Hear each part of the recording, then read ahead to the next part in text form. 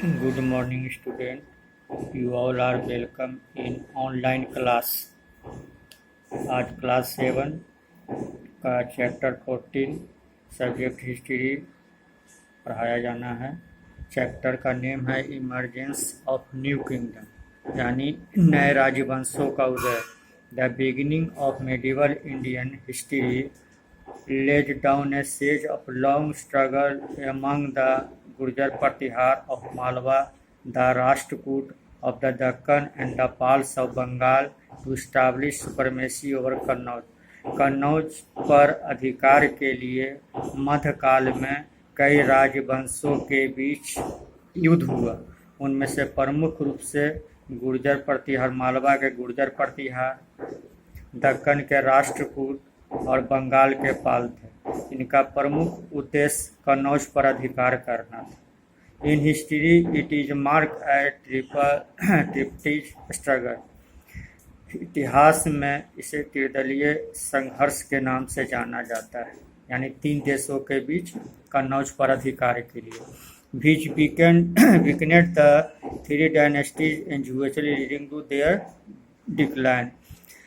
तीनों राज्यों के राजवंशों के द्वारा युद्ध में इनकी स्थिति बहुत खराब हो गई, इनका पतन हो गया। अब विस्तार से पढ़ाया जाना है कि ट्रिपटिक स्ट्रगल फॉर कन्नौज, कन्नौज पर अधिकार के लिए त्रिदलीय जो संघर्ष हुआ वो क्या था। Due to its prime location, Kannauj always remained the centre of attraction among the regional king of northern India. प्राथमिक रूप से जब इसकी स्थिति देखी जाती है तब कन्नौज हमेशा जो है एक आकर्षण का केंद्र रहा है। उत्तरी भारत में राजाओं का नज़र इस पर लगा रहा। इसके पीछे कारण था कि कन्नौज गंगा घाटी में स्थित एक बहुत ही फर्टाइल लैंड है। However, Kannauj could control the whole of the region. यदि कन्नौज पर अधिकार हो जाता तो सारे नॉर्थर्न इंडिया पर अधिकार संभव था। Kannauj was located on the fertile northern plain और towns located here were rich and enjoy all facilities. Kannauj इसलिए प्रमुख था कि यह उत्तरी मैदान का एक प्रमुख क्षेत्र था, अधिक उपजाऊ जमीन था, यहाँ सुविधाएं भी बहुत थी। फ्रॉम द नगर भी विकसित है। From the 9th to the 13th century, यानी 9वीं शताब्दी से 13वीं शताब्दी तक 3 power the Palas, the Gurjara Pratihara and the Rashtrakutas completed with each other to gain control over Kannauj. इस तरह तीनों शक्तियों, जिसमें से पाल, गुर्जर प्रतिहार, राष्ट्रकूट ने, तीनों राजवंशों ने पूरी ताकत लगा दी है इस पर कन्नौज पर अधिकार करने के लिए। However, this three-way struggle of tripartite weakened all 3 dynasty. तीनों राजवंशों के द्वारा संघर्ष के कारण इनकी स्थिति काफ़ी कमज़ोर हो गई। अब सभी के बारे में विस्तार से पढ़ना है। अब अगला टॉपिक है द पाल के बारे में। In the 8th century Gopala founded the Pala dynasty. 8वीं शताब्दी में गोपाल नाम के राजा ने पाल राजवंश की स्थापना की। He was an elected king as the earlier king did not have any child. वह एक निर्वाचित राजा था और उसका कोई बच्चा नहीं था। His empire included the entire Bengal and most part of the Bihar. उसका राज्य बंगाल और बिहार तक फैला हुआ था। This dynasty ruled for about 400 year giving a stable government of Bengal. इस राजवंश ने, पाल राजवंशों ने 400 वर्षों तक बंगाल पर शासन किया और एक अस्थायी सरकार प्रदान किया। The Pala king were eager to attach Kannauj to their kingdom. Pala राजा हमेशा उत्सुक रहते थे कि किसी भी प्रकार कन्नौज को पाल में इमर्ज किया जाए, यानी मिला लिया जाए। The Pala dynasty became more powerful under Gopal son Dharmapala. Pala dynasty Gopal के पुत्र धर्मपाल के नेतृत्व में काफ़ी संपन्न होता गया, शक्तिशाली होता गया। He even manage to rule over Kannauj for a brief period. कुछ समय तक उसने जो है कन्नौज पर अधिकार करने का, मैनेज करने, प्रबंध करने का प्रयास किया। He was a wise and able ruler who had a strong army to preserve and also maintain friendly relation with the neighboring kingdom. Dharmpal काफी शक्तिशाली, बुद्धिमान, योग्य शासक था। वह अपने पड़ोसियों के साथ मित्रता पूर्वक संबंध स्थापित रखता था। He encouraged his trader to induct to island and overseas trade. वह अपने व्यापारियों को समुद्री व्यापार करने के लिए हमेशा प्रेरित करता रहता था। धर्मपाल का बेटा his son Devapala carried on his legacy on good administration. Devapal जो धर्मपाल का बेटा था वह एक अच्छा शासन प्रबंधक था। The Pala king patronize art and literature. Pala राजाओं ने हमेशा जो है साहित्य को, कला को काफ़ी प्रोत्साहित किया। They revived the Nalanda university and encourage Buddhist learning. उसने नालंदा विश्वविद्यालय की स्थापना में भी महत्वपूर्ण भूमिका निभाई और बौद्ध धर्म के विद्वानों को काफ़ी सम्मान प्रदान किया। King Dharmapala also established a new university by the name of Vikramshila university in Magadh. उसके धर्मपाल के द्वारा एक नया विश्वविद्यालय जिसको विक्रमशिला विश्वविद्यालय के नाम से जाना जाता है, उस समय का मगध आज का भागलपुर में विक्रमशिला विश्वविद्यालय था।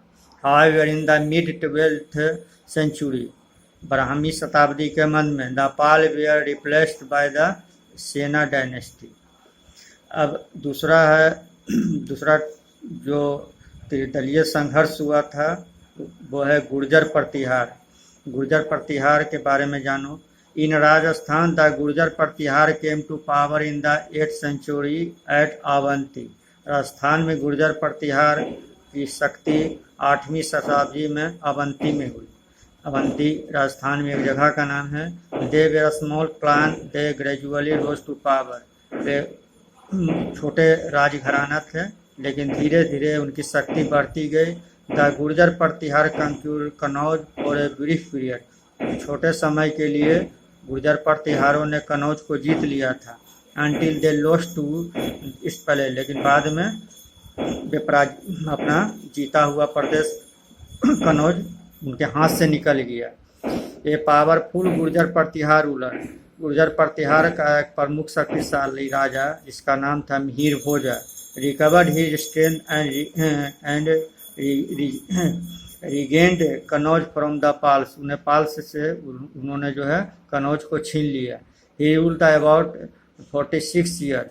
उसने लगभग 46 वर्षों तक शासन किया। His son Mahendrapala expanded his empire further. उसका पुत्र महेंद्रपाल ने राज का विस्तार किया। हिज सक्सेसर, उसका उत्तराधिकारी, however were weak and could not defend the king against invasion. लेकिन जो भी उसके राज पर आक्रमण करता था वह उसे पराजित नहीं कर पाता था। Mahmud of Ghazni defeated the Gurjara Pratihara. Mahmud of Ghazni ने गुर्जर प्रतिहार को 1018 ईस्वी में पराजित किया। 10 dynasty came to an end. इस तरह जो है गुर्जर प्रतिहार राजवंश की समाप्ति हो गई। अगला नेक्स्ट टॉपिक राष्ट्रकूट के बारे में पढ़ना है। त्रिदलीय संघर्ष में पहला था पाल, दूसरा गुर्जर प्रतिहार और तीसरा राष्ट्रकूट राजवंश। This dynasty of the Rajasthan flourished in the north western Deccan with their capital at Malkhed. इस राजवंश का उदय राजस्थान में हुआ, उत्तर पश्चिमी दक्कन, जिसमें उसकी राजधानी मालखेड़ थी। This reason lies in modern Maharashtra near Solapur. यह क्षेत्र आज के आधुनिक महाराष्ट्र के सोलापुर के नज़दीक था। The Rashtrakuta rose to power the 8th century under Danti Durga. इस राष्ट्रकूट का उदय 8वीं शताब्दी में दंती दुर्गा के नेतृत्व में हुआ। He was the founder of this dynasty. दंती दुर्गा राष्ट्रकूट राजवंश का संस्थापक था। They had to fight continuously with the kingdom in the south as well as the north.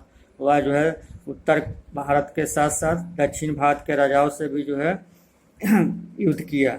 This dynasty produced many warriors and ever rulers.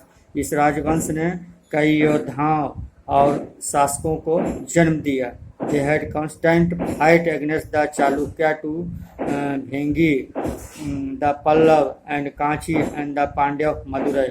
Madurai. इस तरह Rashtrakuta dynasty ने कई राजाओं से युद्ध किया। They also fought against the Pratihara and the Palas and the north. इस तरह उसने उत्तर भारत के राजाओं प्रतिहार और पाल से भी युद्ध किया कन्नौज पर अधिकार के लिए। कन्नौज उत्तर भारत का गंगा घाटी के क्षेत्र में बसा हुआ एक उपजाऊ मैदान है, उपजाऊ क्षेत्र है। दिस कंटिन्यूस वारफेयर बिकने देम कॉन्सिडर्ड। इस तरह लगातार युद्ध के कारण इनकी शक्ति क्षीण होती चली गई।